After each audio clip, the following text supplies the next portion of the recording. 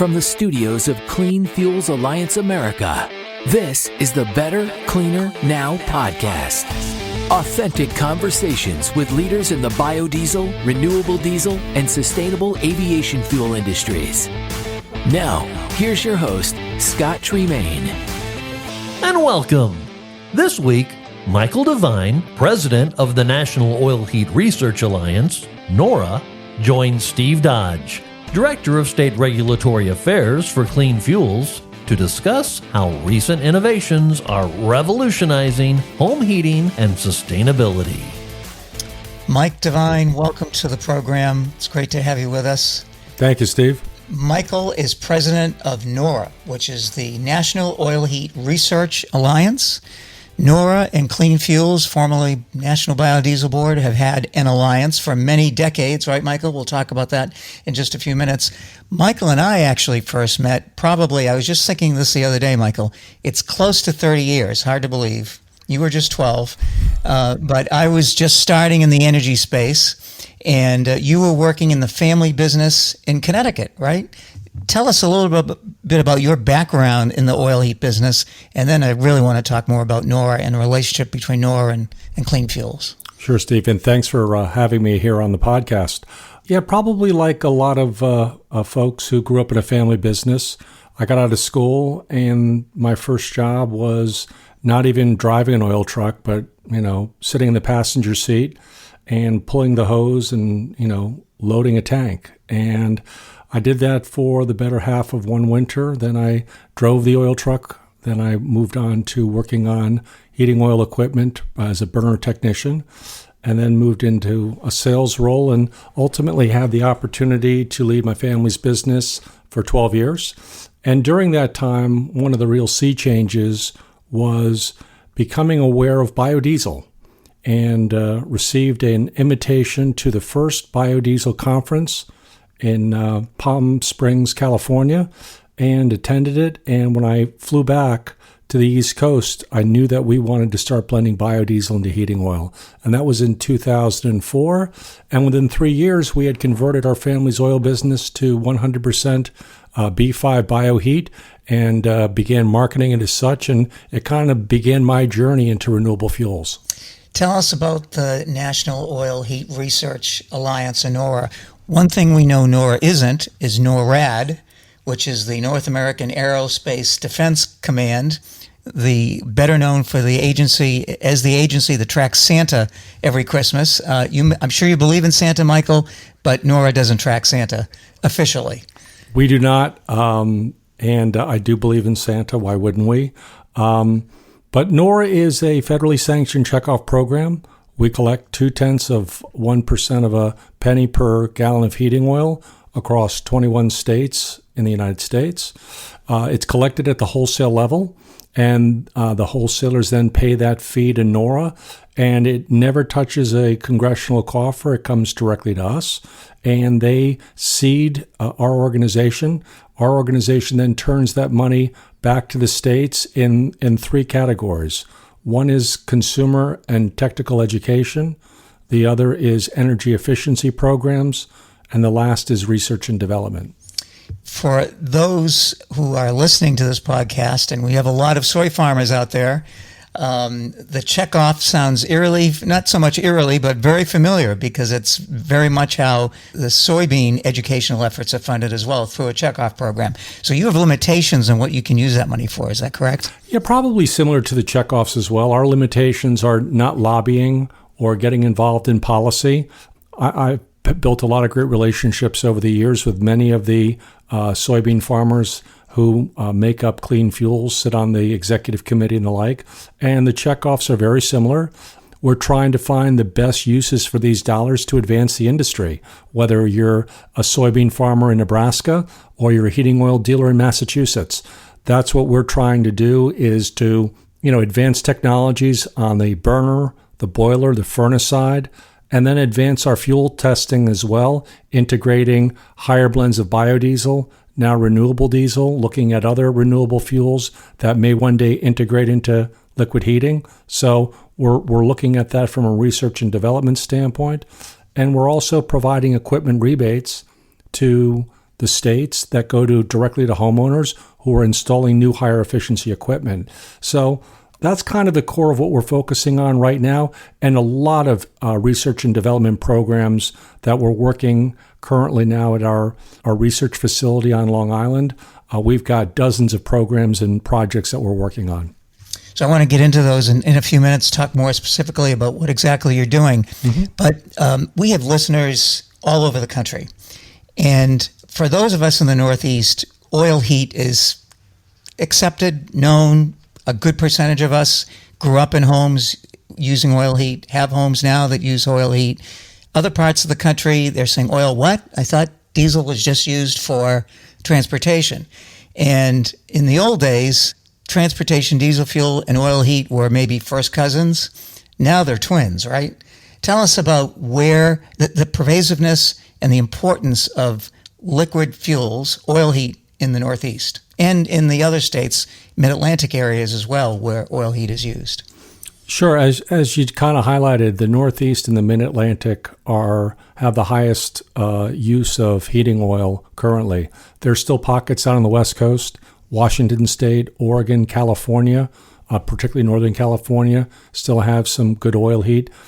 Illinois, places in the Midwest. But most of the concentration of the use is in the Northeast.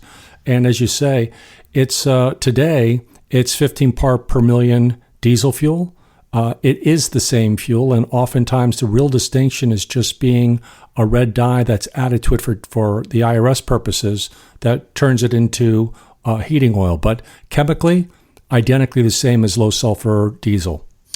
So when NORA was first developed and founded, sanctioned, authorized by Congress, the checkoff funding mechanism, why did Congress believe that this needed to be done? Why did the industry need to have this dedicated educational effort?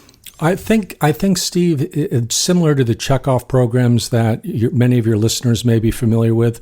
It's a way to organize and put a strategy together to advance an industry.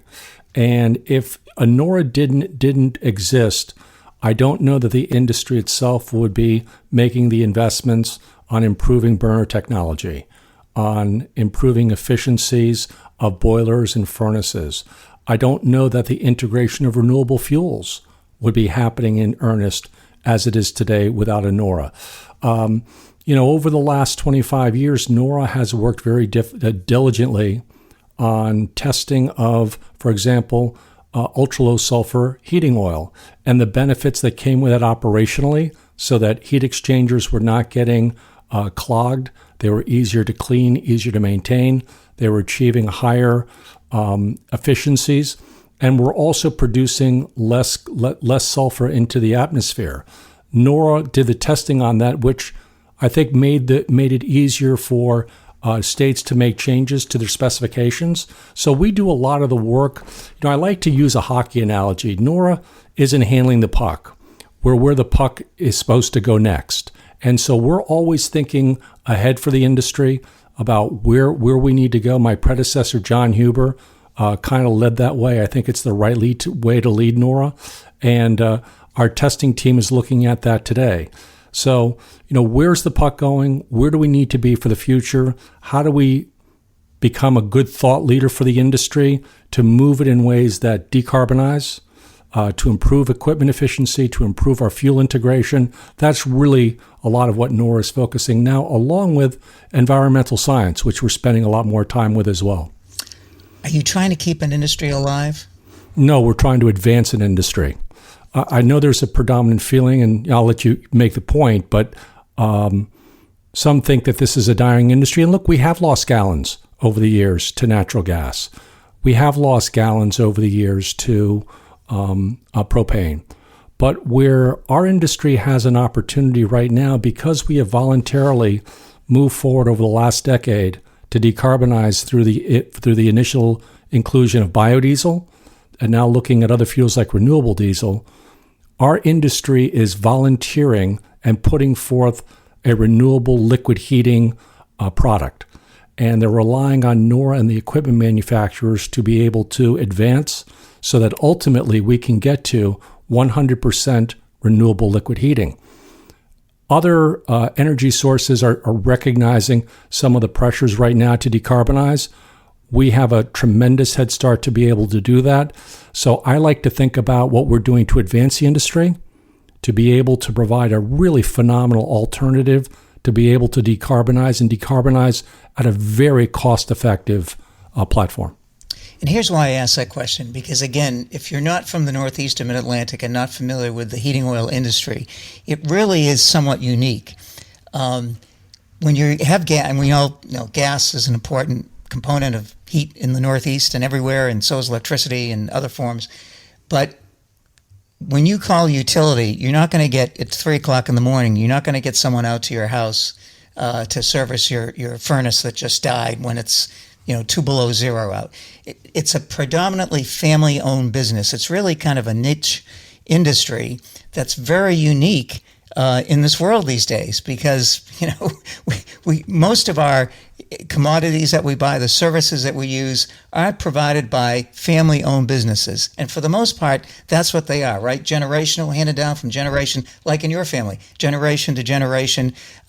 We both know someone who runs a fairly big business up north of Boston, and he was telling me 2 Christmases ago we had a cold snap, and he did 6 calls when he should have been at his Christmas dinner with his family. He was in people's basements trying to get their furnaces going. That's unique. It's unique in the energy space. It's not particularly unique, for example, in the farming space. Right. And as we've gotten to know the soy farmers over the last decade and a half, one of the real interesting discussions that we have is how similar we are, family-owned businesses. And the same kind of things. When something needs to get done, you get it done. You figure it out. If the heat goes on Christmas Eve, it's not my family's problem. It's my customer's family's problem. And we have to go out there and we have to address it. So, that's the way we approach it. Not dissimilar to a farmer who, when they have an issue and they're at the harvest and they're having a problem with a piece of equipment, they're staying up all night working on that piece of equipment to get it ready because the crops need to be harvested. So we're used to that. We put, customer business first.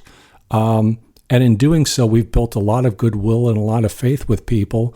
You talk about the generations of families that work in a liquid heating business. There are also generations of customers that stay with the same heating oil business for decades. And that's because of that trust and that relationship that's been formed from grandfathers, fathers, down to sons and daughters. Michael, let's talk a little bit about some of the technical things that NORA has been doing. You have an extensive lab. I've had the opportunity to see it a couple of times. You have some folks working for you who are well-known in the business and in the industry, professors, engineers, chemists.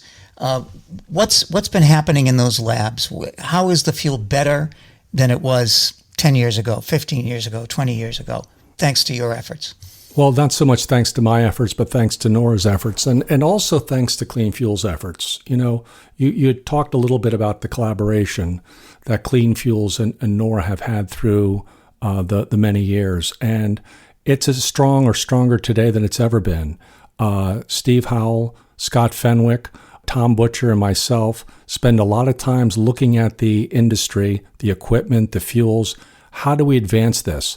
It's a collaboration, and Clean Fuels is making investments into the technical work that we're doing here, and that's really, really significant. These collaborations have been really instrumental in the work that we're collectively doing, and NORA partnerships are a big part of advancing an industry. NORA doesn't do it by ourselves, so the collaborations that we're working on today are expanding some of the B50 testing that we've been doing to now B100 testing.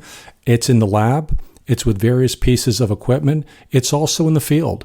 We now have over a dozen B100 field tests that are going on in the Boston area and the New York City area. And that's informing us what different fuels are doing inside of these pieces of equipment and the pieces of equipment themselves and how they're behaving. And it's a learning process. It's not perfect right now. We've got work to do. In some cases, we're seeing some head coking that's coming up on some of the burner heads. So why is that happening? And so that collaboration between Clean Fuels and NORA, we're looking to get at that. We're looking to combine our collective technical expertises to do that. And oftentimes, Scott Fenwick or Steve Howell will have seen something on the OEM side of an engine that may apply itself to what we're working on with a burner or a boiler or a furnace. So that collaboration is really advancing where we're trying to go. But things that we're working on currently, expanding our B50 and our B100 field testing. We're about to embark on a RFP with a renewable diesel producer to also do the same kind of testing, 100% a renewable diesel blend with biodiesel out in the field as well. That'll be embarking as we move into this next heating season, which we're really, really excited about. 2 years ago, we came up with a concept of a net zero home project. And right now we have half a dozen net zero home projects that are in Massachusetts. They're in New York State. They're in Pennsylvania. They're in Connecticut.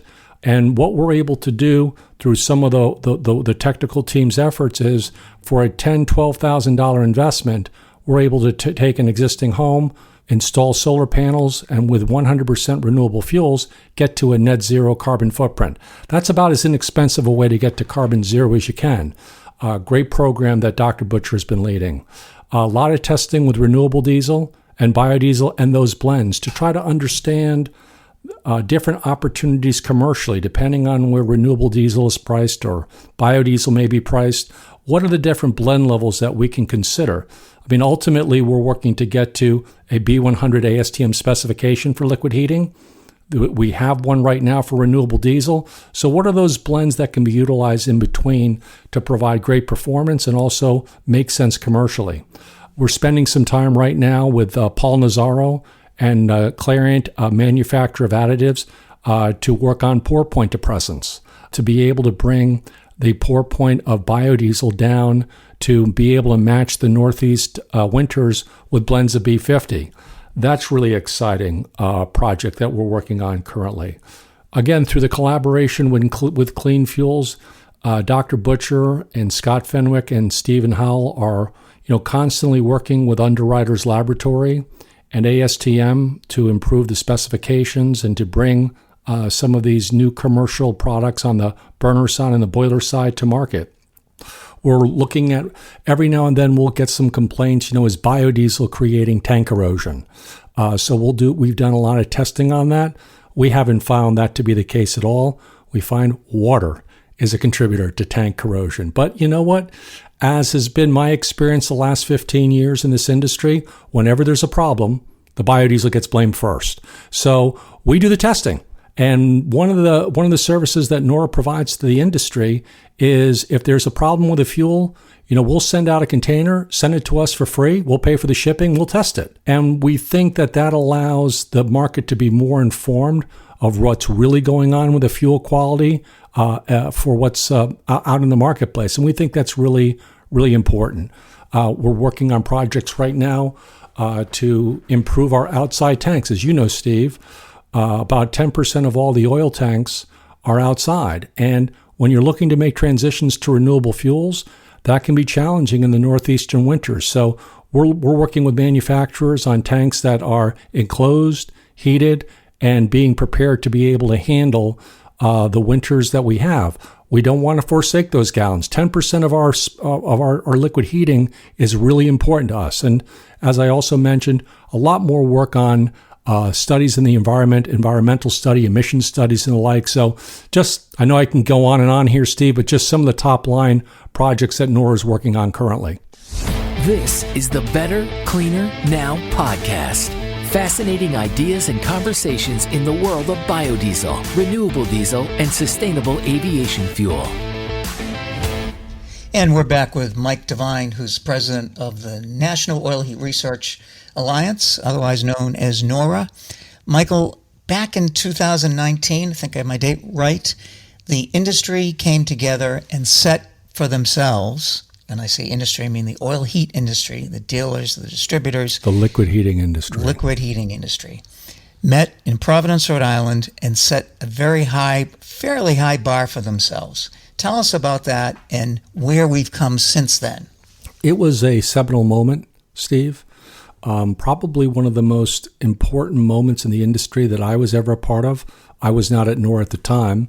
I was marketing biodiesel into the Northeast, but I had the opportunity to be there and to see 300 people come forth, a lot of testimony and encouragement being given as to why it's important for our industry to do this because of some of the exterior threats that were facing this industry, and because of the investments that had already been made by, at that time, the National Biodiesel Board into bioheat.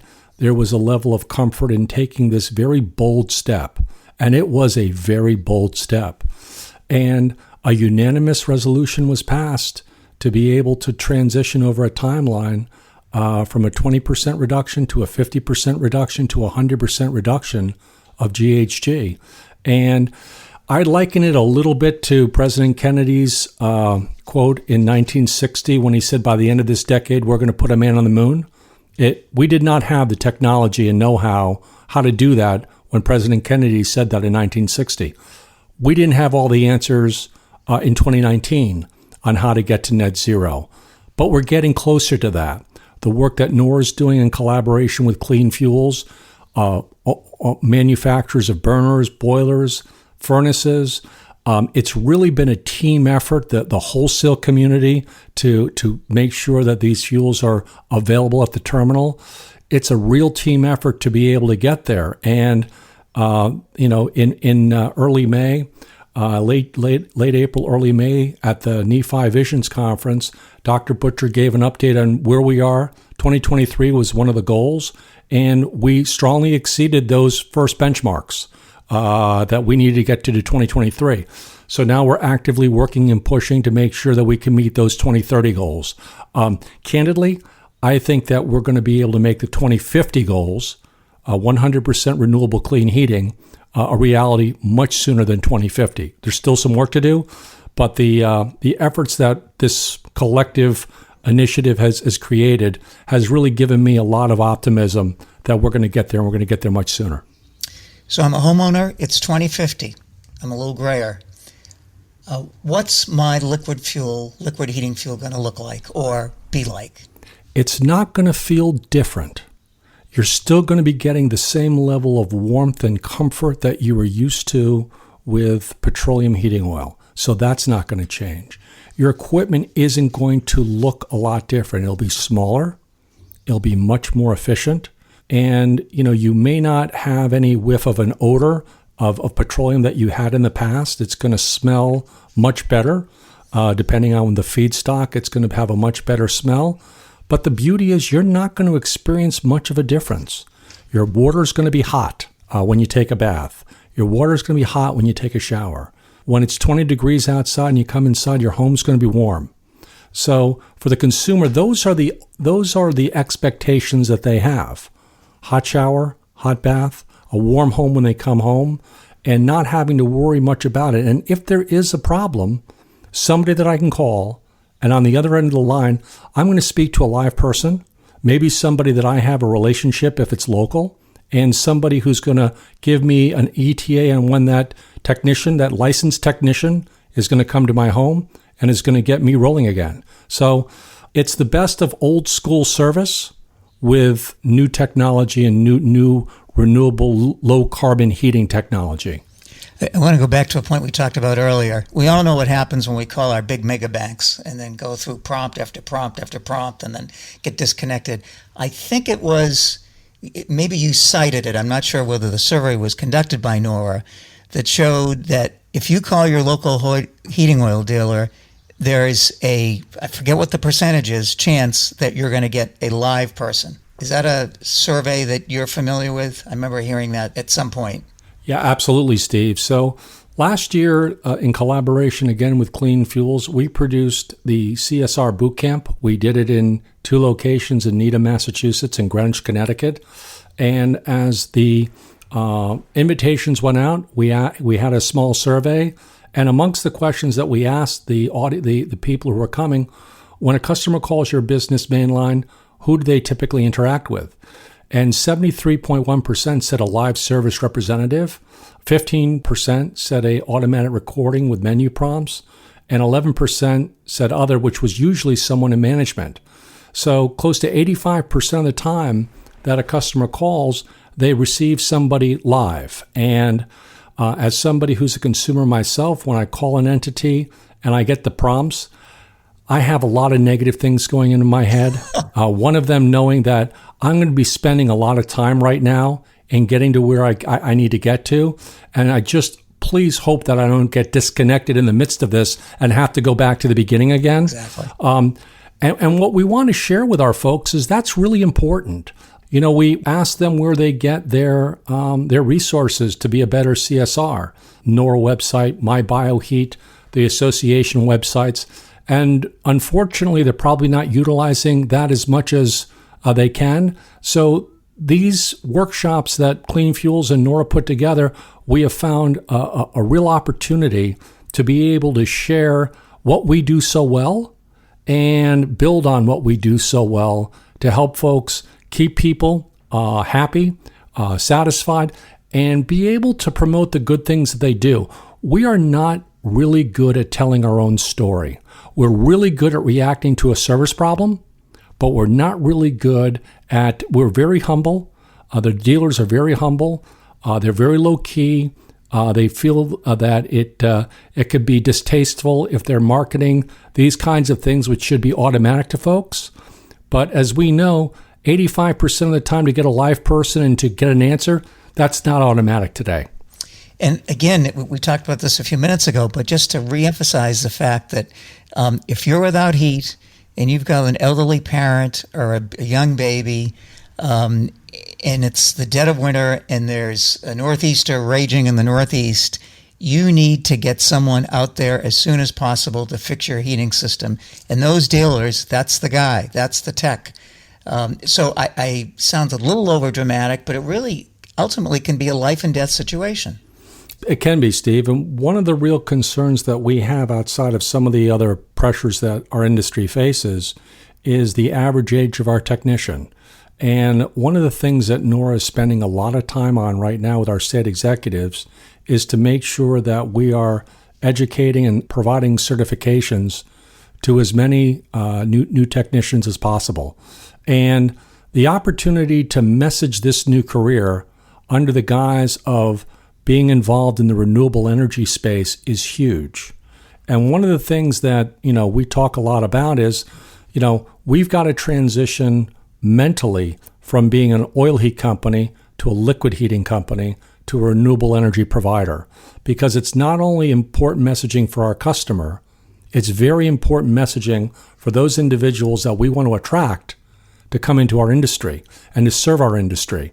It's certainly a lot sexier to say that I'm working in the renewable energy field than working in the oil heat field. And that's just the nature of the beast.